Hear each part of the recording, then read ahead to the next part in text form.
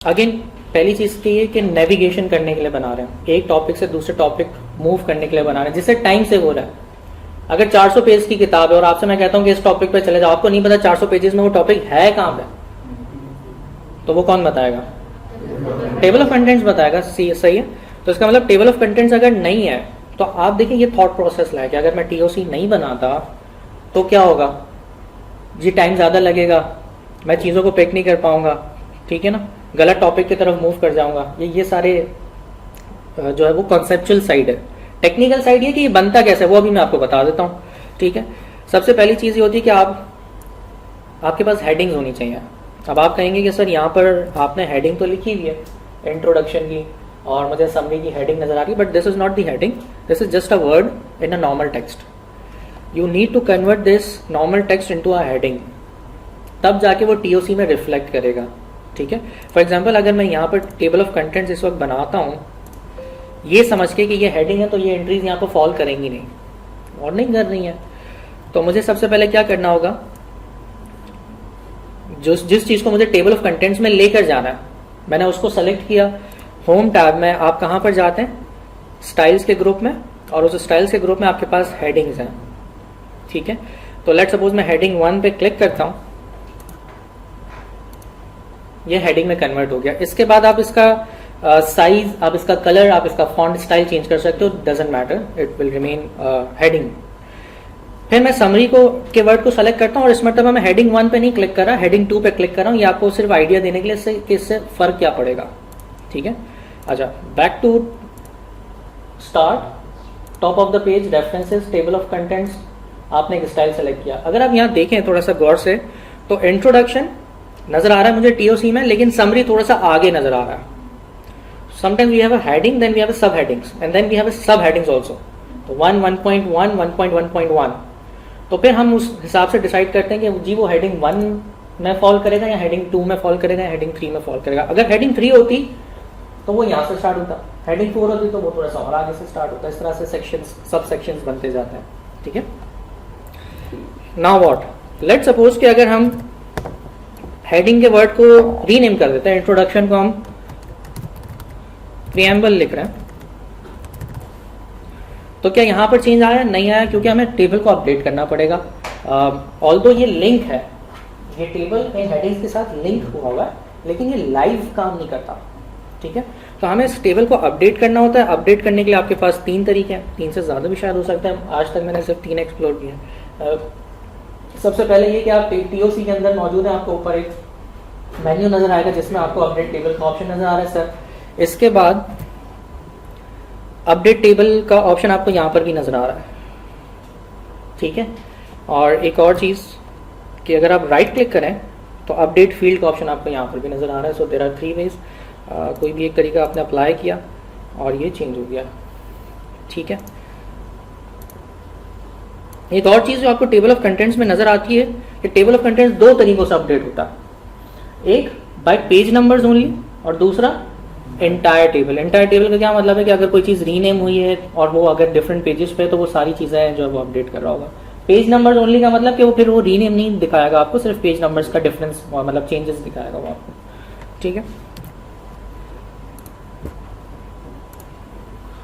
फिर आपके पास and notes और फुट नोट्स मौजूद हैं। अगेन देखिए, वो सारे सेक्शंस चाहे एक्सेल हो, वर्ड हो या पावर पॉइंट हो, उन तमाम टैब्स के वो सेक्शंस जिनके राइट बॉटम पे एरोज बने हुए वो आपके लिए क्रिटिकली इंपॉर्टेंट है, ठीक है। अब जैसे फुट नोट्स हैं तो मुझे पता है कि देखें टेबल ऑफ कंटेंट्स में मेरे पास कुछ फर्दर ऑप्शन नहीं है, जो चीजें बस ये है लिमिटेड, इतनी है।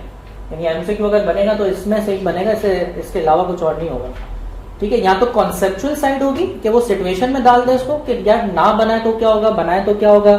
एक ऑर्गेनाइजेशन ने बुक प्रिंट की लेकिन टीओसी बनाना भूल गए तो क्या हो रहा है, एडवांटेजेस लिखे होंगे। इस तरह से कॉन्सेप्चुअल साइड होगी, यहाँ पे टेक्निकल साइड होगी, ठीक है। लेकिन कोई फर्दर ऑप्शन नहीं है, यहाँ पर आपको एक फर्दर ऑप्शन नजर आ रहा है, तो जरा इसको एक्सप्लोर कर लेते हैं कि जी अगर फुट नोट और एंड नोट की विंडो को अगर हम ओपन करें तो हम ये कह सकते हैं कि फुट नोट्स बाय डिफॉल्ट कहाँ होते हैं? Bottom of the page, bottom of the current page जहाँ पर हमने उसको बनाया है। और एंड नोट्स हमेशा कहाँ होते हैं? And of the document. अगर 100 पेजेस है तो सारे एंड नोट्स मुझे 100 पेज के ऊपर ही नजर आएंगे, सारे बीच में कहीं भी नहीं होंगे, लेकिन ये सिर्फ लिमिटेड नहीं है, हमारे पास और भी ऑप्शन है कि हम इसको मूव करवा सकते हैं। ठीक है, फिर आपके पास कन्वर्ट का एक ऑप्शन मौजूद है। जब मैं यहाँ पर फुट नोट या एंड नोट बनाऊंगा तो आप उन फुट नोट्स और एंड नोट्स को कन्वर्ट भी कर सकते हैं। लेट्स सपोज आपने 2 फुट नोट्स क्रिएट किए, आपको वो फुट नोट्स नहीं बनाना था, आपको तो एंड नोट्स बनाना था। तो आप ऐसा नहीं करोगे कि मैनुअली उसको डिलीट किया फिर से जाके शुरू से उस पूरे प्रोसेस को रन किया, आपने उसको कन्वर्ट कर दिया, चेंज कर दिया। ठीक है, फिर अगेन कुछ फॉर्मेटिंग स्टाइल्स हैं। जब आप फुट नोट्स एंड नोट्स बना रहे होते हैं तो आपके पास 1 2 3 वाली सीक्वेंस जनरेट हो रही होती है। फुट नोट्स और एंड नोट्स जब दोनों आपके डॉक्यूमेंट में मौजूद होते हैं तो उन दोनों की सीरीज या सीक्वेंस सेम नहीं होती, वरना आप पहचान नहीं सकोगे। एक की होगी 1 2 3, एक की होगी रोमन में, या एक कैपिटल ABC होगी या एक स्मॉल ABC होगी। ठीक है, इस तरह से चल रहा होगा। स्टार्ट हमेशा 1 से होता है, अगर हम चेंज करना चाहें तो हम पोजीशन भी चेंज कर सकते हैं कि हमेशा 2 से स्टार्ट हो या 3 से स्टार्ट हो। फिर अगेन कंटिन्यूस रखनी है, यानी पूरे डॉक्यूमेंट पे जितने मैं बनाता जाऊँ कंटिन्यू रहे सीक्वेंस, या ईच सेक्शन से रीस्टार्ट हो जाए या हर पेज से रीस्टार्ट हो जाए, ये आपके पास ऑप्शन मौजूद है। ठीक है, अच्छा स्मार्ट लुकअप जो है वो 2016 में 2010 के अंदर मौजूद नहीं है, तो ये डिस्कस नहीं कर रहा हूँ। फिर है citations and bibliography. Bibliography basically सबसे एंड ऑफ द डॉक्यूमेंट आती है। अगेन ये सारे रेफरेंसेस पॉइंट्स होते हैं जब आपको कोई आर्टिकल लिखने दिया गया होता है और आप मुख्तलिफ मीडियम्स को यूज़ करते हुए अपने आर्टिकल को फिनिश करते हैं। आपने हो सकता है अपने आर्टिकल को लिखने के लिए किसी न्यूज़पेपर को का सपोर्ट लिया हो, किसी टीवी टॉक को देखा हो, किसी मूवी को देखा हो, किसी बुक से रेफरेंस लिया हो, वो तमाम चीज़ें बिब्लियोग्राफी में आप ऐड करते हैं। वो क्यों ऐड करते हैं? क्योंकि अगर हम ऐड नहीं करेंगे तो फिर अगर हम उस आर्टिकल को या थीसिस को सबमिट करवाएंगे तो हमारे ऊपर वो कॉपीराइट का मसला आ सकता है, वो रिजेक्ट हो सकता है। तो हम यही बता देंगे जो हमने लिखा है उसके बेस पे हमने इन सोर्सेज को यूज़ किया। ठीक है, अगेन बिब्लियोग्राफी भी डायरेक्टली नहीं बनती है। बिब्लियोग्राफी को बनाने से पहले आप साइटेशंस क्रिएट करते हैं। साइटेशंस यानी पॉइंट ऑफ रेफरेंस, जिस रिसोर्स को आपने यूज़ किया है, अब वो बुक भी हो सकती है, वो ऑडियो भी हो सकती है, वो वीडियो भी हो सकती है। ठीक है, कैसे होता है ज़रा यहाँ चेक कर लेते हैं कि लेट्स सपोज अगर मैं डायरेक्ट बिब्लियोग्राफी पे क्लिक करता हूँ और मैं क्रिएट करता हूँ किसी भी टेम्पलेट पे, तो मुझे कहेगा कि there are no sources in the current document, which is absolutely right, क्योंकि अभी तक मैंने कोई साइटेशन बनाई नहीं है। तो ऐड न्यू सोर्स, और सबसे पहले मुझे ये देखना होता है कि जनाब मैंने उस रेफरेंस पॉइंट को कहाँ से लिया, पहले ये मैं डिसाइड करता हूँ और फिर उसकी डिटेल्स को फिल करना स्टार्ट करता हूँ। जिस भी फील्ड के ऊपर मेरा कर्सर ब्लिंक कर रहा होगा उसकी एग्जाम्पल मुझे यहाँ नीचे शो हो रही होती है इसमें। ठीक है ना, कि इस तरह से ये चीज़ें नज़र आती है। तो फॉर एग्जाम्पल बहुत ही क्विकली जो है वो हम लिख लेते हैं।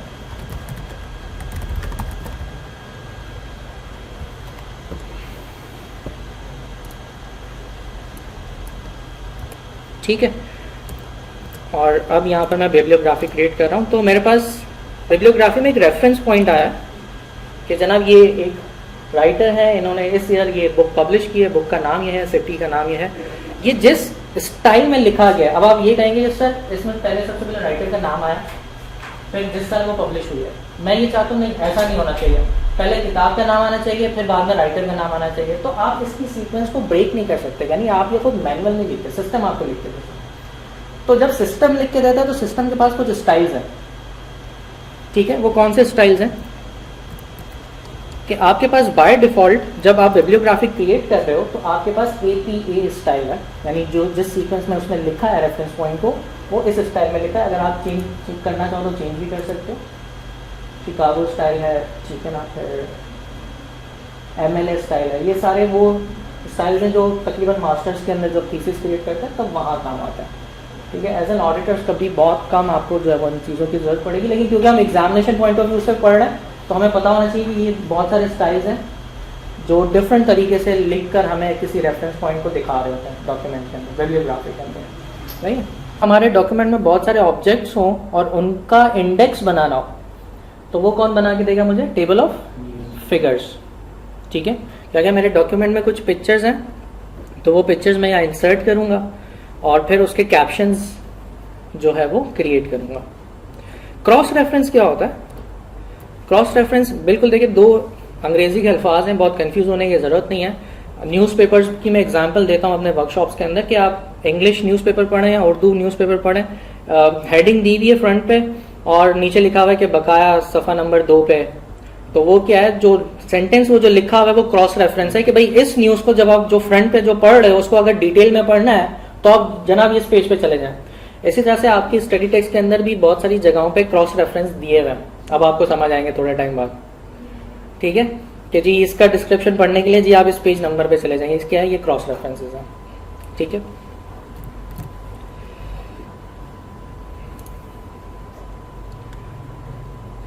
फिर अच्छा, जो बॉटम पे आपको नीचे ये जो बार नजर आ रही है, इसमें ये बताता है कि टोटल आपके डॉक्यूमेंट में कितने नंबर ऑफ पेजेस हैं।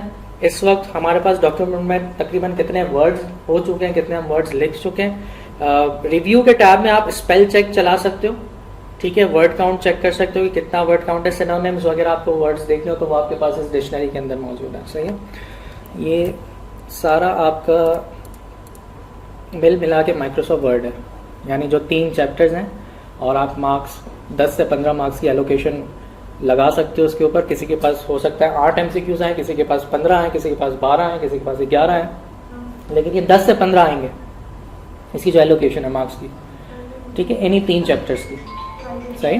पेज ब्रेक और सेक्शन ब्रेक को हमने डिस्कस कर लिया कि माइक्रोसॉफ्ट वर्ड के डॉक्यूमेंट के अंदर हर पेज इटसेल्फ एक पेज ब्रेक है, लेकिन जब हमें कुछ मुख्तलिफ काम करना है, वो क्या मुख्तलिफ काम करना है, कि सर जब हमें कस्टमाइज मार्जिन चाहिए, header putters, page orientation, borders, page numbering चाहिए होती है, तब हम कहाँ बढ़ते हैं, सेक्शन ब्रेक्स की तरफ बढ़ते हैं। तो सबसे पहले पेज ब्रेक की बात करते हैं। सबसे पहली टाइप को मैंने हाईलाइट नहीं किया यहाँ पे, वो हाईलाइट ना करने की वजह ये है कि मैंने आपको सेंटेंस बता दिया ना कि हर पेज बाय डिफॉल्ट एक पेज ब्रेक है, तो ये तो अप्लाई होता है हर पेज के ऊपर। अब बात होती है कि ये दोनों कैसी नजर आती है, अगर मैं इसको अप्लाई करूं या इसको अप्लाई करूं तो कैसी नजर आएगी। सबसे पहले बात करते हैं कॉलम की। ये टेक्स्ट है आपके पास, आपने इसको सेलेक्ट किया और पेज ब्रेक कॉलम अप्लाई कर दिया, तो उसने टेक्स्ट को कॉलम में शिफ्ट कर दिया। यहां पर आपके पास इस तरह का एक टेक्स्ट था, आपका कर्सर यहां पर था फॉर एग्जाम्पल, इसके नीचे 2 पैराग्राफ यहां पर थे, आपने यहां पर खड़े होकर क्या अप्लाई कर दिया, पेज ब्रेक में कॉलम पेज ब्रेक, तो वो आगे शिफ्ट कर दिया और उसको कहां उसने डाइवर्ट कर दिया, कॉलम की तरफ डाइवर्ट कर दिया, ठीक है, this is column page breaks. फिर है टेक्स्ट रैपिंग। अगर आप यहां देखो अप्लाई करने से पहले तो पिक्चर के साथ ही मेरा टेक्स्ट नजर आ रहा है, और हो सकता है अभी तो इस पिक्चर के अंदर कैप्शन नहीं बना हुआ, यानी पिक्चर में कैप्शन नहीं बना हुआ, क्या मतलब कि पिक्चर का कोई नाम यहाँ अगर मैंने लिखना चाहूँ तो वो लिखा हुआ नहीं है। अगर होता तो ये सारा मर्ज हो जाता है, एक साथ हो जाता है, मुझे समझ नहीं आता कि मैं पहले किस चीज को रीड करूँ। तो उस चीज को क्लीन अप करने के लिए मैं पेज ब्रेक में टेक्स्ट रैपिंग वाला टाइप जो है वो सेलेक्ट कर लेता हूँ। उससे क्या होता है, टेक्स्ट ठीक हो जाता है, अलाइन हो जाता है, सही है।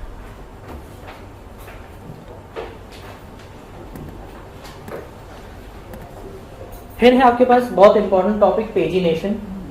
पेजिनेशन एक छोटा सा सेक्शन है जिसके अंदर 4 ऑप्शंस होते हैं, ठीक है, window and orphan control, keep with next, keep lines together और पेज ब्रेक बिफोर। इसको समझना जरूरी है कि ये है क्या, ठीक है।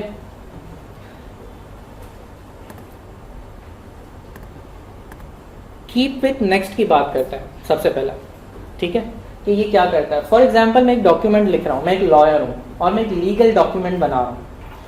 तो जब मैं लीगल डॉक्यूमेंट बना रहा हूँ, फॉर एग्जाम्पल वो 4 पेजेस का है, ठीक है, मैंने टाइप करना स्टार्ट किया और जब मैंने दूसरा पेज लिख रहा था मैं, तो जैसे मैं दूसरे पेज के बॉटम पर आया, मैंने पैराग्राफ लिखा, पैराग्राफ एंड हो गया, मैं आ गया तीसरे पेज की तरफ, तीसरे पेज के स्टार्ट में मैंने एक पैराग्राफ लिखा। फिर मैंने ये रियलाइज किया कि as a lawyer, legal person, जो पैराग्राफ पेज 2 पे बॉटम पे लिखा हुआ है और जो पैराग्राफ पेज 3 पे टॉप पे लिखा हुआ है, वो एक ही पेज पे होना चाहिए, क्योंकि उसका कनेक्शन बनेगा नहीं। तो जब हमें ऐसा लगता है कि हमें 2 पैराग्राफ्स को एक सिमिलर पेज पे रखना चाहिए, वो पेज कोई भी हो सकता है, page 2, page 3, page 4, page numbers की कोई रिस्ट्रिक्शन नहीं होती है। जब हमें 2 पैराग्राफ्स को एक ही पेज पे रखना है तो हम कौन सा ऑप्शन यूज करते हैं, कीप विथ नेक्स्ट का। इसकी एग्जाम्पल देखिए, ये एक पैराग्राफ है, ये दूसरा पैराग्राफ है।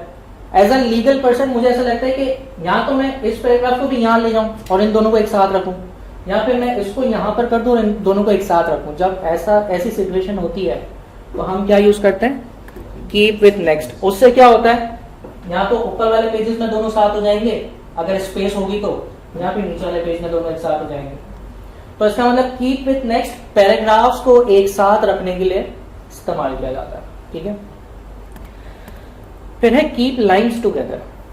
इसकी एग्जांपल क्या है कि लेट सपोज मैंने पेज 2 पे 2 लाइनें लिखी बॉटम पे, मेरा पैराग्राफ एंड नहीं हो रहा था लेकिन जगह खत्म हो गई, और वो बाकी का पैराग्राफ बढ़ गया पेज 3 के ऊपर, डिसकंटिन्यूएशन हो गई ना, मतलब वो तो कंटिन्यू नहीं हो रहा, मुझे तो पूरा पैराग्राफ यहाँ तो पेज 2 पे चाहिए, यहाँ पेज 3 पे चाहिए, स्पेसिफिक पैराग्राफ की बात कर रहा हूं।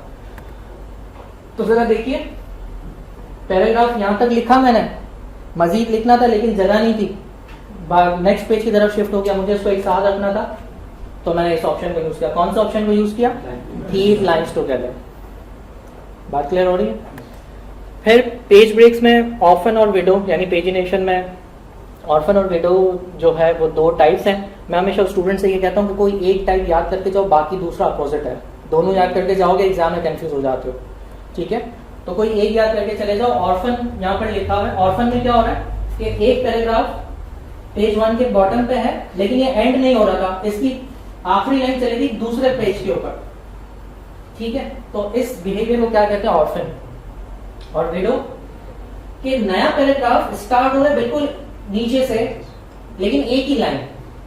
एक बात याद रखना, अगर यहाँ 2 लाइन होती ना, अभी आपको क्या नजर आ रहा है कि नया पैराग्राफ है और इसकी पहली लाइन है, अगर यहाँ 2 लाइन होती या 3 लाइन होती तो फिर ये विडो ऑर्फन वाला केस नहीं होता, फिर वो कीप विद, हाँ समझ में आई बात। विडो का मतलब ये कि जरूरी ये है कि एक लाइन हो पेज के बॉटम में और बाकी दूसरे पेज पे, और इसी तरह से ऑर्फन में भी यही शर्त है कि आखिरी लाइन दूसरे पेज पे, बाकी पहले पेज पे, सही है। कोई कंफ्यूजन यहां तक अब समझ में आ रही है चीजें।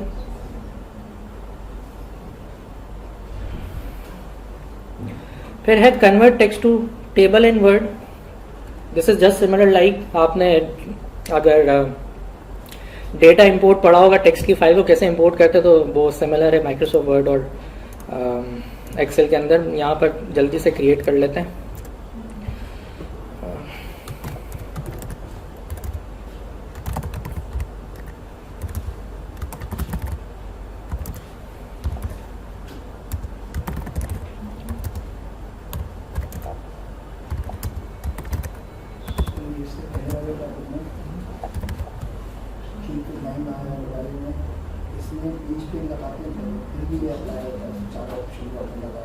नहीं, विदाउट पेज ब्रेक्स। अब सिर्फ आपको ये जो ऑप्शन आपके पास आता है ना, वो यहाँ से आता है, यहाँ से देखो पैराग्राफ के इस ऑप्शन पे जाओगे, फर्दर ऑप्शंस में लाइन एंड पेज ब्रेक्स के अंदर ये ऑप्शंस मौजूद हैं।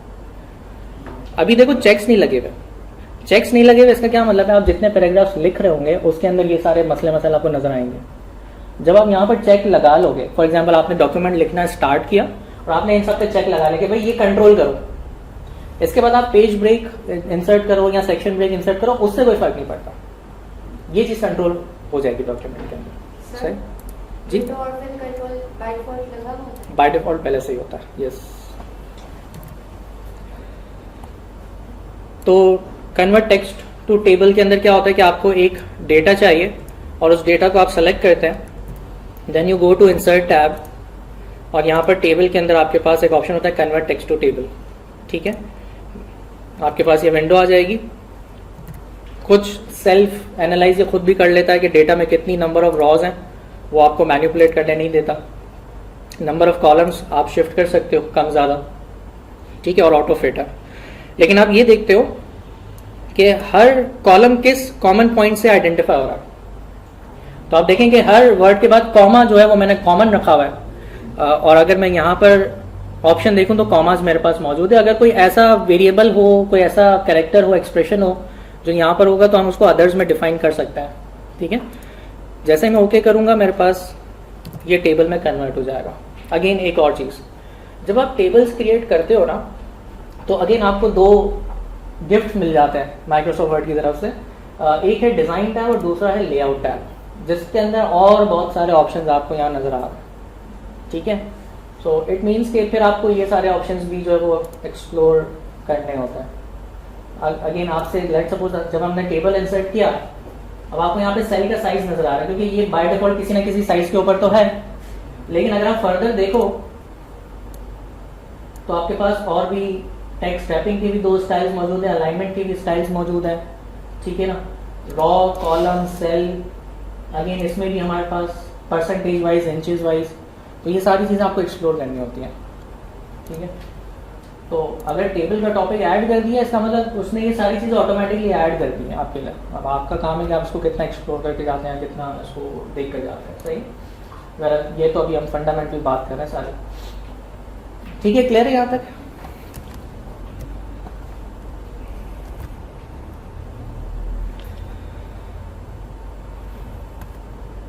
ओके, फिर है इंडेंट्स आपके पास, ठीक है. इंडेंट्स भी यही है कि आप पैराग्राफ लिखते हो, पैराग्राफ सेलेक्ट करते हो, उसके बाद आप इंडेंट्स के थ्रू प्ले कर सकते हो. अगर आपको पैराग्राफ की पहली लाइन को थोड़ा सा आगे की तरफ लेकर जाना है तो अगेन वो जुगाड़ होता है ना, space bar space bar space bar space bar. हाँ सही. तो एक शॉर्टकट की होती है टैब. टैब से क्या होता है, वो 6-7 स्पेसेस आगे चला जाता है, but you need to have like more than half of the line space. तो आपको क्विक वे मेथड चाहिए तो आप फर्स्ट लाइन इंडेंट को जो है वो आगे ड्रैग कर लेते हो, तो वो आपकी फर्स्ट लाइन आगे चले जाती है पैराग्राफ में. इसी तरह से लेफ्ट इंडेंट है. लेफ्ट इंडेंट क्या करता है, पूरे पैराग्राफ को लेफ्ट साइड से आगे की तरफ राइट साइड पे लेके जा रहा होता है. हैंगिंग इंडेंट क्या है, फर्स्ट लाइन को छोड़ के बाकी की लाइंस को आगे की तरफ लेकर जा रहा होता है. सही. ये सारे इंडेंट्स हैं.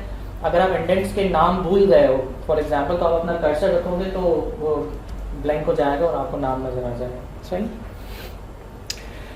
फिर आपके पास होते हैं कुछ टैब्स होते हैं, ठीक है ना. जब आप अपनी सीवी या रिज्यूमे बनाते हैं या कोई आप एक डॉक्यूमेंट क्रिएट करते हैं तो आपको उसको स्ट्रक्चर फॉर्मेट में लिखना होता है. अभी भी क्या होता है, लोग सीवी बनाते हैं और अगर उनको इस तरह की फॉर्मेटिंग करनी होती है तो वो स्पेस बार यूज कर रहे होते हैं. Space bar space bar space bar, फिर कैलकुलेट करते हैं, अच्छा स्पेस बार, अच्छा यहाँ तक आगे इसके नीचे आया नहीं, थोड़ा सा आगे करना है, फिर स्पेस बार रिमूव किए. तो ये सारी चीजें क्या टाइम कंज्यूमिंग है सारी. तो हम इस काम को जल्दी कैसे कर सकते हैं, टैब्स के थ्रू, ठीक है. तो आपके पास ये कुछ टैब्स होते हैं, left tab, centre tab, right tab, decimal tab, bar tab. Bar tab आपकी स्टडी टेक्स्ट में नहीं लिखा हुआ लेकिन वो जस्ट एक लाइन ड्रॉ करता है, ठीक है, जिसकी एग्जांपल मैं आपको यहाँ दिखाता हूँ. यहाँ आपको ज्यादा क्लियर हो जाएगी, ठीक है. लेट्स सपोज ये एक सीवी या रिज्यूमे क्रिएट हो रहा है और लेफ्ट टैब, ठीक है, यानी अब मैं जितनी भी यूनिवर्सिटीज के नाम लिख रहा हूँ वो यहाँ से देखने अलाइनमेंट बिल्कुल प्रॉपर है, मुझे अंदाजा नहीं लगाना कितने स्पेस बार आगे. सेंटर टैब, जितनी भी क्वालिफिकेशंस या जो भी जिस ऑर्गेनाइजेशन से किया वो सेंटर में है. राइट टैब का मतलब ये कि यहाँ खत्म हो जाएगा, इससे आगे नहीं जाएगा टेक्स्ट में. तो जब मैं प्रिंट करूंगा तो वो बिल्कुल प्रॉपर अलाइनमेंट में होगा, ठीक है. बार टैब क्या कर रहा है, एक लाइन ड्रॉ कर रहा है आपके पास, जिस तरह से आप टेक्स्ट लिखते जाओगे. फुट नोट्स, एंड नोट्स का कॉन्सेप्चुअल व्यू मैं आपको यहाँ बता रहा हूँ. टेक्निकल साइड तो आप क्रिएट करके देख सकते हो कि कैसे क्रिएट किया जाता है, वो इतना मुश्किल नहीं है. कॉन्सेप्चुअल क्या हो सकता है कि फुट नोट्स और एंड नोट्स हम कब बनाते हैं, जब हमें एडिशनल इन्फॉर्मेशन देनी है. क्योंकि लेट्स सपोज आपने फुट नोट बनाया, एक पैराग्राफ है, उस पैराग्राफ में 4 सेंटेंसेस हैं. सेंटेंस नंबर 2 के बाद आपको कुछ मजीद इन्फॉर्मेशन बतानी है यूजर को, लेकिन आप किसी और हिस्से में बताना चाह रहे हैं. तो जब एक्स्ट्रा इन्फॉर्मेशन है तो आप एक्स्ट्रा स्पेस कंज्यूम करते हो उस फुट नोट्स और एंड नोट्स को क्रिएट करने के लिए. कैसे यूज किए जाते हैं, डॉक्यूमेंट के रेफरेंसेस के तौर पे यूज किए जाते हैं.